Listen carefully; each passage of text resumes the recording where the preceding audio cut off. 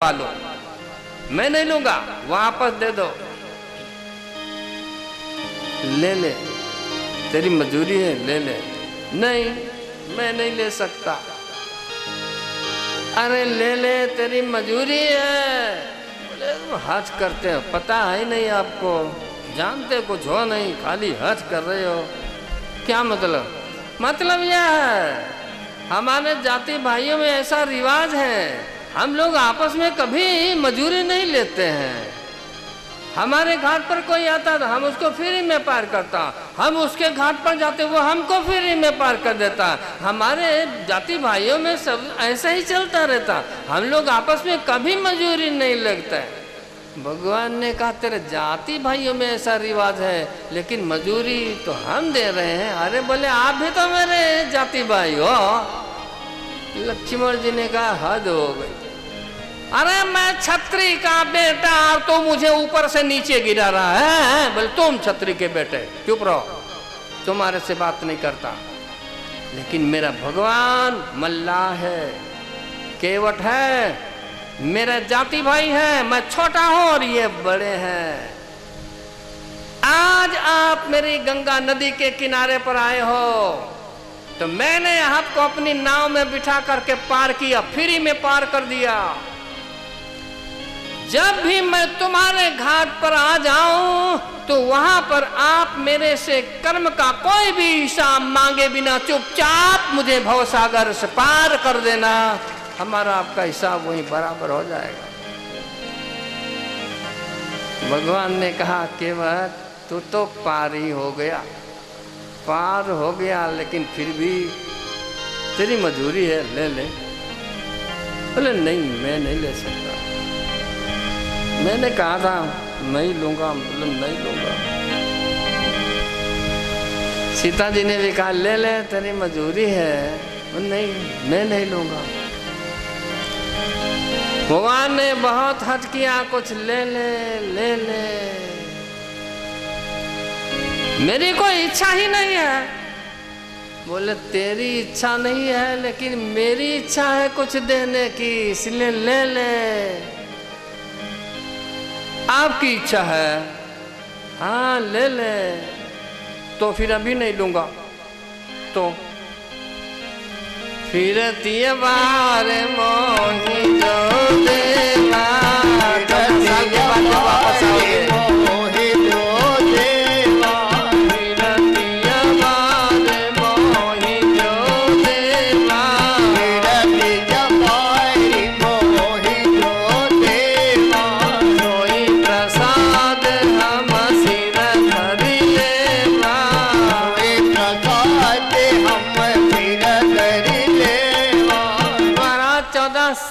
वनवास है आपका, और 14 साल के बाद आप अयोध्या वापस तो जाने जाएंगे ही। बोले हाँ। तो महाराज जब 14 साल के बाद वापस आओगे, उस समय मैं नाव में बिठाकर आपको फिर पार करूंगा, और बाद में आप जो भी कुछ दे दोगे वो मैं प्रसादी के रूप में स्वीकार कर लूँगा, ले लूँगा। अभी नहीं, लेकिन 14 साल है बीच में। 14 साल के बाद जब आप वापस आए तो भूल मत जाना हमको, और कदाच घाट पर मेरी हाजिरी न हो। मैं तो गरीब आदमी कहीं दूसरी जगह चला गया फल फूल लेने, कहीं मजूरी करने, और आप आ जाए तो आप दूसरी किसी के नाव से पार मत हो जाना, चले मत जाना। 2, 5, 10 दिन जो रुकना पड़े तो गंगा के किनारे रुक जाना, लेकिन मेरी उतराई दिए बिना आगे मत जाना। भगवान ने कहा कोई बात नहीं, वापस आऊंगा तब भी दूंगा, लेकिन अभी तो कुछ ले ले। बोले नहीं, अभी नहीं लूंगा। फिरती बार मोहि जो देवा, सोई प्रसाद में सिर धर लिया। वापस आओगे तब लूंगा। इसका अर्थ समझे क्या है?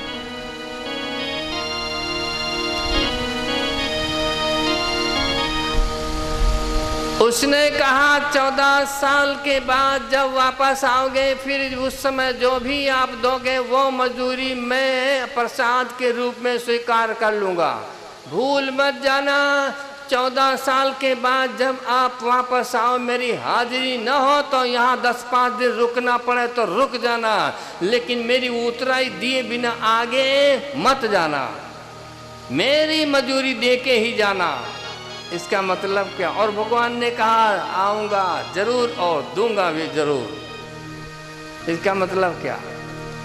अब 14 साल तक किसी काल की हिम्मत नहीं है जो केवट को इस धरती से उठा ले। राम की जवाबदारी हो गई, 14 साल तक उसको जिंदा रखना ही पड़ेगा। यदि पहले ये मर जाए तो मेरा राम ऋणी हो जाएगा, फिर किसको देंगे?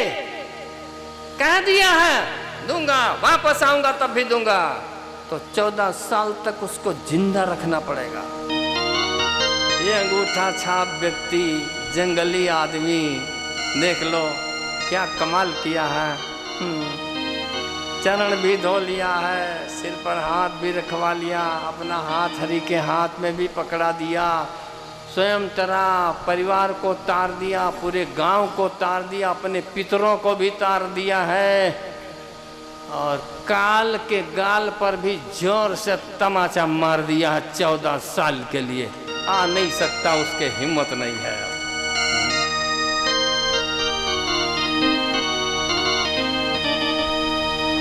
इसलिए कहा जाता है भगवान कब और किस समय किस बात से खुश हो जाते हैं कोई नहीं जान पाता है।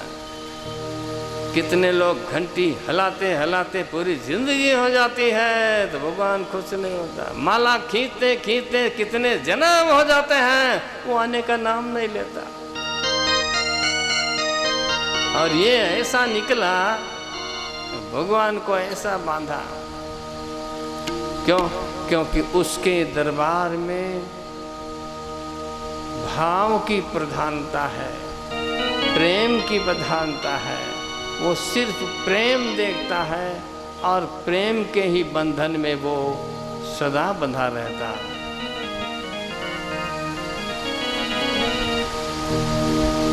के हारि व्यापक, शिव का सूत्र है, ये हारि व्यापक सर्वत्र समाना,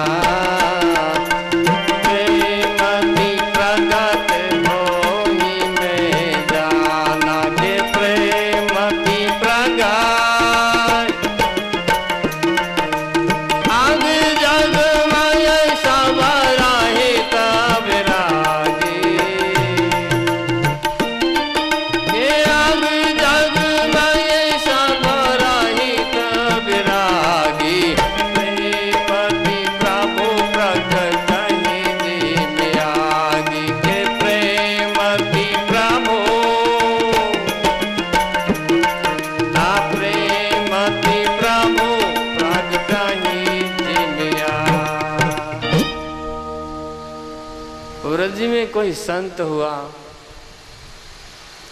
मधुकरी बाबा कहे जाते थे। वो नाम तो कुछ और ही होगा।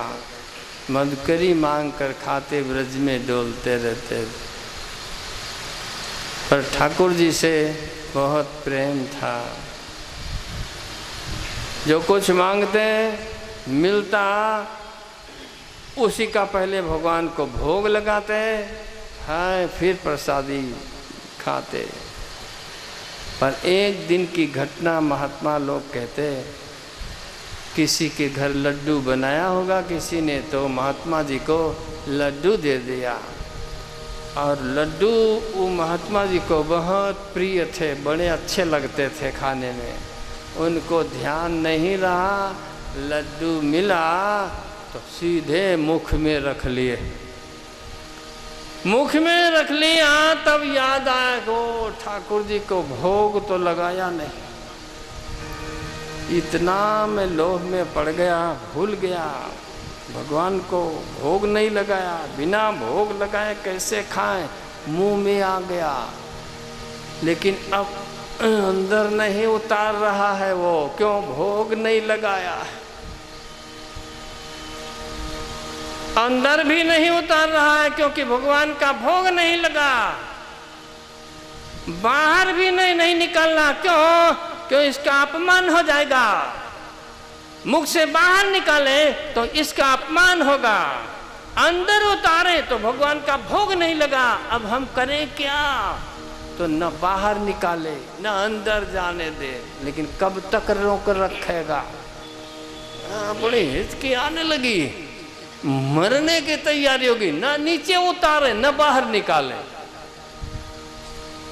कहते हैं द्वारका में भगवान द्वारकाधीश भगवान भोजन करने के लिए बैठे थे, इसकी चालू और बस मरने की तैयारी।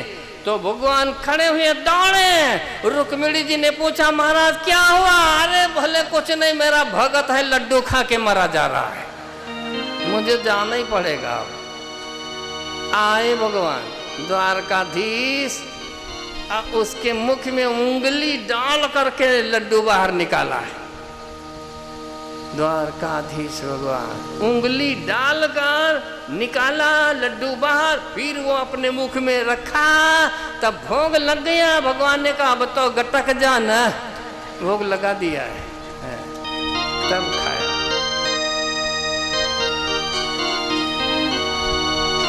भाव का भूखा हूं मैं और भाव ही एक सार है, भाव से मुझको भजे तो भव से बेड़ा पार है। बस वो केवट के अंदर भी कुछ ऐसे ही भाव थे, इसलिए भगवान उसके हृदय को तोड़ नहीं पाए।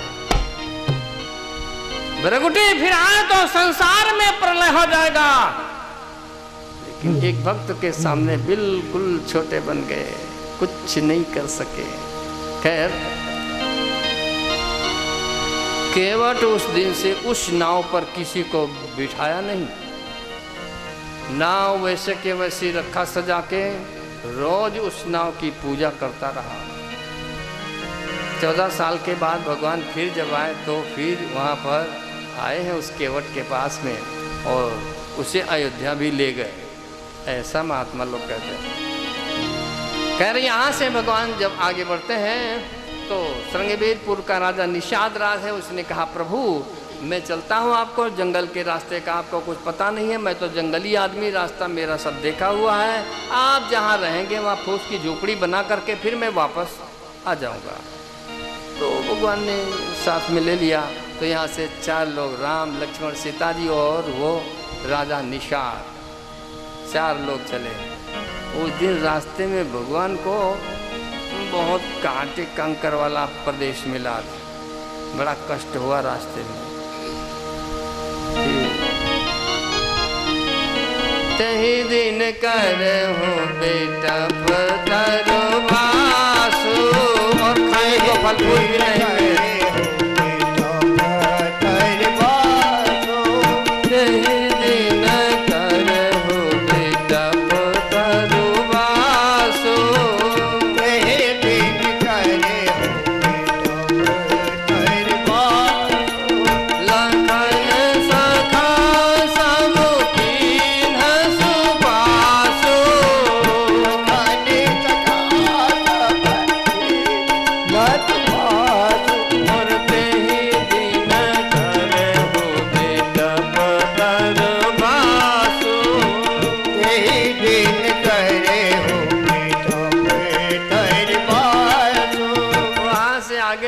थोड़ी दूर पर प्रयागराज है, जहाँ भरद्वाज नाम के संत जी रहते हैं। परमात्मा राम प्रभु भरद्वाज के आश्रम में जाते हैं, एक रात्रि विश्राम करते हैं।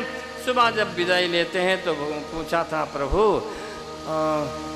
कल मैं जिस रास्ते से आया बड़ा कांटे वाला प्रदेश था, बड़ी तकलीफ हुई रास्ते में, मुझे आगे जाना है, कोई अच्छा ठीक ठाक रास्ता हो वो बता दो।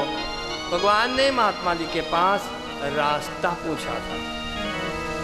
भरद्वाज महाराज ने कहा था हे राम, आप जानते हो कि समझ रहे होंगे कि मैं आपको पहचानता नहीं हूँ।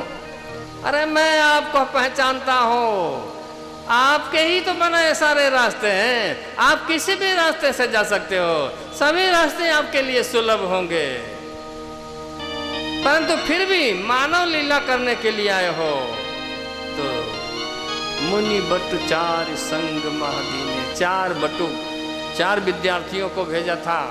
वो महात्मा लोग कहते हैं 4 वेद थे, बटुकों का रूप, बालक का रूप लेकर के आगे आगे चल रहे। उसी रास्ते से भगवान राम जाते हैं। राम वही है जो रास्ता वेदों में वर्णित है, उसी रास्ते में जाएंगे जो सनातन रास्ता है, जिस रास्ते से अपने ऋषि लोग गए। महाजनोइन गता सा पंथा, वही पंथ है, वही रास्ता है जो वेदों में वर्णित। राम उसी से चलते हैं। नहीं तो आजकल कलयुग में, तो कलयुग में तुलसीदास जी कहते हैं से धर्म सब लुप्त भय सदग्रंथ, दम्भिन निज मति कल्प कर प्रकट किए बहु पंथ। छोटे थोड़ा थोड़ा तंत्र मंत्र सीख लिए और बस अपना चमत्कार दिखाने लगे, अपनी संप्रदाय खड़ी कर दिए। मार्ग सोई जाको जेहि भावा, मर्जी पड़े। कच्चा रास्ता हो, बरसात पड़ी हो, बरसात में दिनों में देखो घास उगाती ने, पूरी घास, तो जो सही रास्ता होता है वो ढक जाएगा घास से। फिर लोग क्या करेंगे, उसकी केड़ी बना बना कर जिसको जिधर जाना है उधर वो रास्ता बनाकर उधर चला जाता। आज कलयुग में वही हो रहा है, जिसको जिधर मर्जी पड़ता है उधर चल देता, उधर दौरा धागा, अरे भगवान जाने क्या क्या होता है। राम नहीं करेगा वो वैदिक रास्ता जो है, वैदिक जो वेदों में वर्णित, उसी रास्ते, जिस रास्ते से हमारे पूर्वज गए। और भगवान राम तो यूं कहते हैं, मोर दास कहाई नर आसा, कहाऊ तो कहाँ रहा विश्वासा। जो मेरा दास है, जो मेरा भक्त है, अगर वो मेरे पर विश्वास है तो जा ही नहीं सकता कहीं।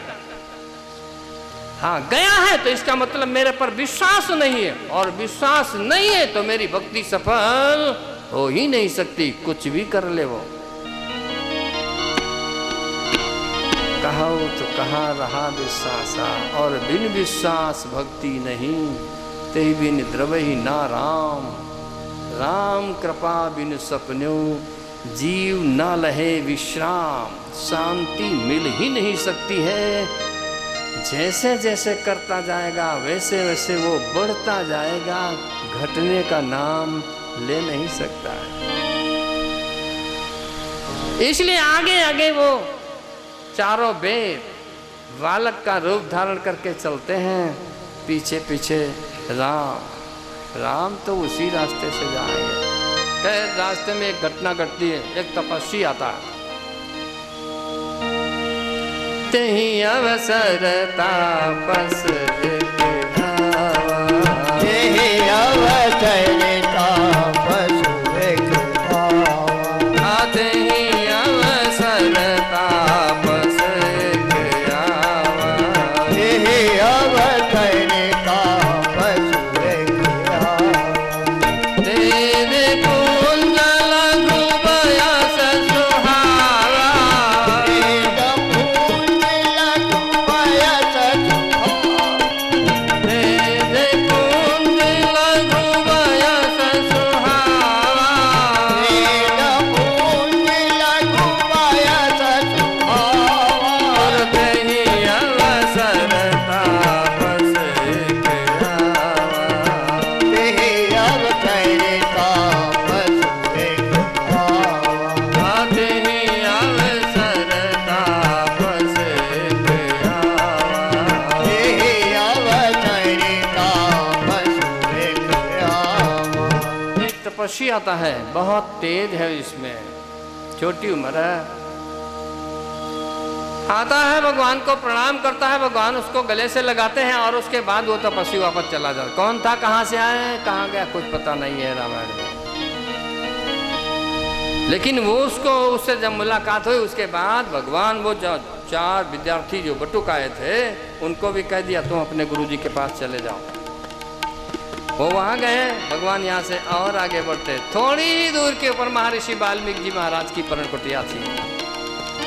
भगवान महर्षि वाल्मीकि जी महाराज के आश्रम में जाते हैं। वाल्मीकि मतलब उल्टा नाम जपहु जग जाना, उल्टा मरा मरा के जप करते हैं। जपहु जग जाना, उल्टा नाम जपहु जग जाना, उल्टा नाम जपहु जग जाना। वाल्मीकि भयो ब्रह्म समाना, वाल्मीकि भयो ब्रह्म समाना, वाल्मीकि भयो ब्रह्म समाना, वाल्मीकि भयो ब्रह्म समाना। और उल्टा नाम जपहु जग जाना, उल्टा नाम जपहु जग जाना। उल्टा नाम जपहु जग जाना। उल्टा नाम जपहु जग जाना। वाल्मीकि मन आनंद भारी, जब राम को देखा बड़े प्रसन्न हुए। वाल्मीकि मन आनंद भारी,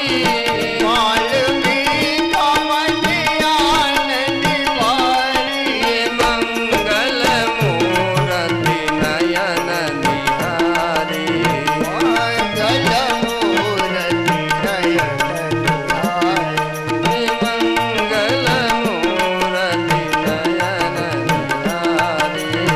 मंगल मूर्ति नयन निहारी। वही वाल्मीकि है ये, जो कभी राम नहीं बोल पाते थे, मरा मरा जप किए थे, और लेकिन मरा मरा जप करते करते करते करते भाई ब्रह्म समाना।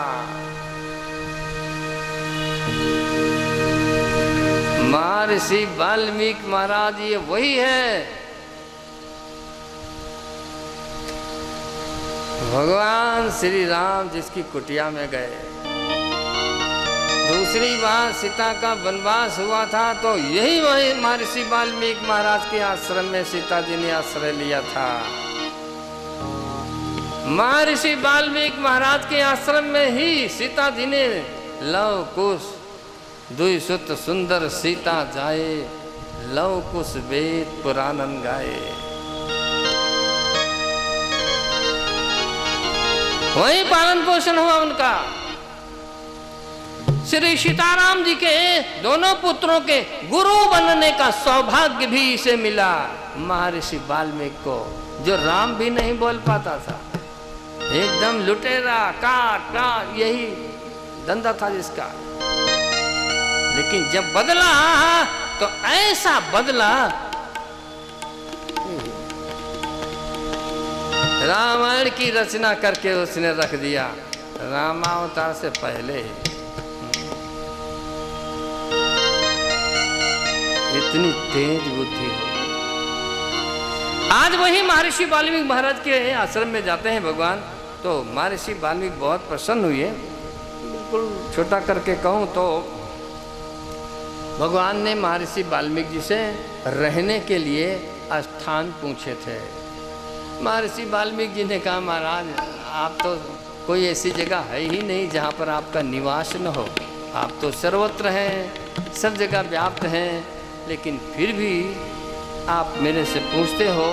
तो 14 स्थान बताए महर्षि वाल्मीकि जी ने रामायण में, और बाद में कह दिया यहाँ से थोड़ी दूर आगे और चले जाओ, चित्रकूट में आप निवास करो, क्योंकि आप लीला करने के लिए आए हो, तो वहीं से लीला आपकी आरंभ भी हो जाएगी। तो महर्षि वाल्मीकि जी महाराज के कहने से भगवान श्री सीताराम जी महाराज चित्रकूट में जाकर फूस की झोपड़ी बना करके निवास करते हैं। वहाँ पर देवता लोग भी भगवान को मिलने के लिए आए थे। आसपास में जितने साधु संत लोग रहते थे चित्रकूट में, वो भी सब भगवान का दर्शन करने आते थे। आदिवासी जंगली कोल भील भी आते थे, भगवान की सेवा में फल फूल ले करके प्रभु का दर्शन करने आते, रोज डेली का काम था उनको। और टाइम पूरा हो गया, 15 मिनट ज़्यादा हो गया हमारी घड़ी के हिसाब से, इसलिए मैं अपनी वाणी को यहीं रोक देता हूँ। आगे की कथा मैं कल कहूँगा। अब 2 ही दिन बची है, बहुत गई थोड़ी रही, थोड़ी भी अब जाए गई। ये के 7 दिन के 7 दिन चले गए, 2 ही दिन बचे। जिंदगी में से भी जितनी आयु मिली होगी उसमें से भी ये 7 दिन कम हो गए, समझ लेना। अब जितने बच्चे हो जिसके वो भी राम कथा के तो 2 ही दिन रह गए। हाँ, कल और परसों विश्राम दे दूंगा। हरे राम राम राम सीता राम राम राम राम राम राम सीता राम राम राम हरे राम राम राम सीता राम राम राम राम राम राम सीता राम राम राम हरे राम राम राम सीता राम राम राम हरे राम राम राम सीता राम राम राम हरे राम राम राम सीता राम राम राम हरे राम राम राम सीता राम राम राम हरे राम राम राम सीता राम राम राम हरे राम राम राम सीता राम राम राम हरे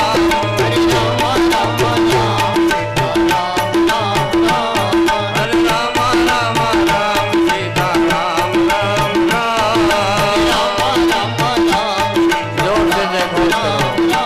गुरु रामचंद्र भगवान की, पातालिया हनुमान की, सदगुरु देव की। ओम नमः पार्वती पते, हर हर महादेव। सभी अपने स्थान ग्रहण करें।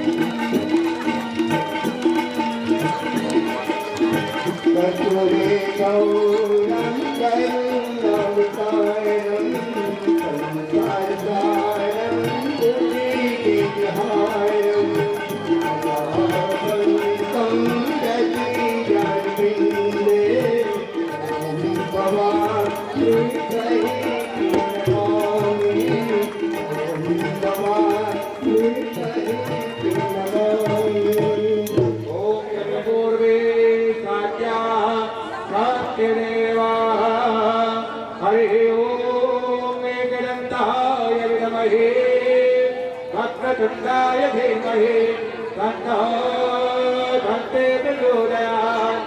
हरिः ओम् कात्यायनाय विद्महे कन्याकुमारी च धीमहि तन्नो गौरी प्रचोदयात्।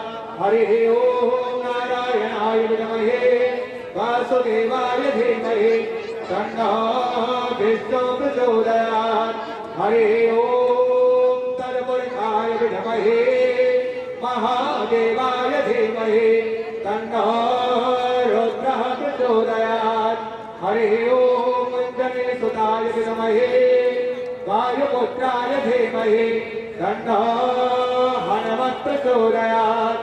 हरिः ओम् दाशरथाय विद्महे जानकी नाथाय धीमहि तन्नो श्रीरामः प्रचोदयात्। श्रीवंशिकाकुलचम्पकपाटलाक्षे पूर्णागजादिकरवेलरसालकोस्वै देवभक्तभाय तुलसीदल मञ्जरे त्वां पूजयामि जगदीश्वर मे प्रसीद। नानासुगन्धपुष्पाणि यथा कालो भवामि च पुष्पाञ्जलिर्मया दत्ता विहारात् परमेश्वरः।